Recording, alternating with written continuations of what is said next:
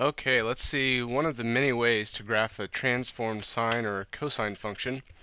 And what we're going to do here is we're going to think about it's usually going to be nice, the angle or the argument to the sine function, it'll be nice if that's like 0 or 2 pi.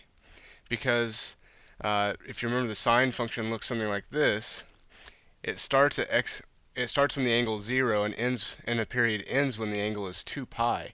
So what we want to do is we want to make the angle 0 and 2 pi, and that's going to tell us what x values have to be plugged in here to give us one full period of this function. And the same thing goes if you were doing a cosine function.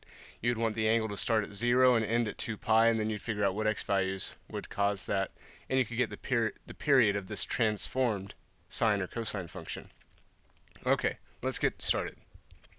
So I'm going to take the angle 3x minus 4 pi, and I know that has to be greater than or equal to 0 and less than or equal to 2 pi.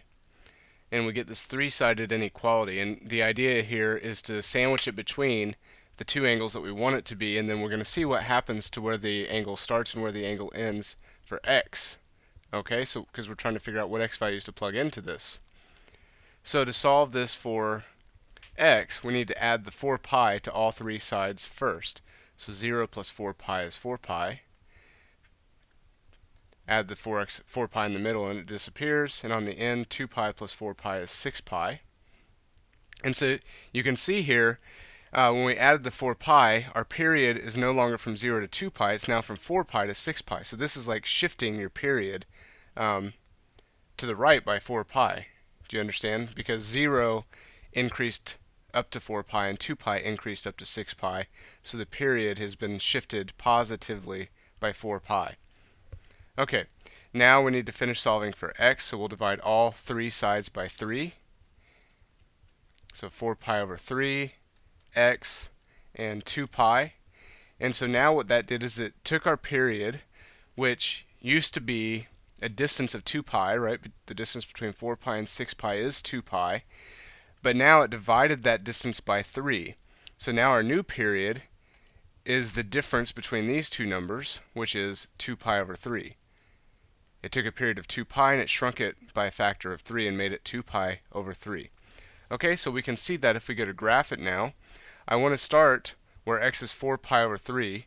So I'm going to make tick marks that every tick mark represents 1 pi over 3. So this would be pi over 3, 2 pi over 3, 3 pi over 3. Here's 4 pi over 3, 5 pi over 3, and here's 6 pi over 3, which is the same thing as 2 pi. And you can see that this distance, this period, is 2 pi over 3, as we said before. Okay, now we just have to finish graphing the function now. We know the period, we know where it starts and where it ends. X starts at 4 pi over 3, it ends at 2 pi if we're going to graph a single period of this function. And the amplitude is multiplied by 3, so instead of going up to 1, it's going to go up here to 3, and it's going to go down to negative 3. And finally, since there's a negative here multiplied by the 3, what we would expect is we'd expect the sine function to go up and then come down, but this negative reflects it over the x-axis, and now our function is going to go down first and then come up. Okay? So the sine function starts at 0 and it ends at 0. Which means halfway between it has to pass through 0. So halfway between each of these, it's going to be at the bottom and at the top. So right here it needs to be at the bottom because it's going to go down first. And halfway between these, it has to be at the top, so it's up here. So the graph is very sort of narrow for one period, something like this. And there's a graph of a single period of this transformed sine function. And, you need to remember that, of course, this repeats forever. So every 2 pi over 3, you're going to have a repeat of this kind of thing. So something like this, if you wanted to get more. Get the idea, and it goes on forever in both directions. Now, clearly I didn't go high enough up here to the 3, but you get the idea.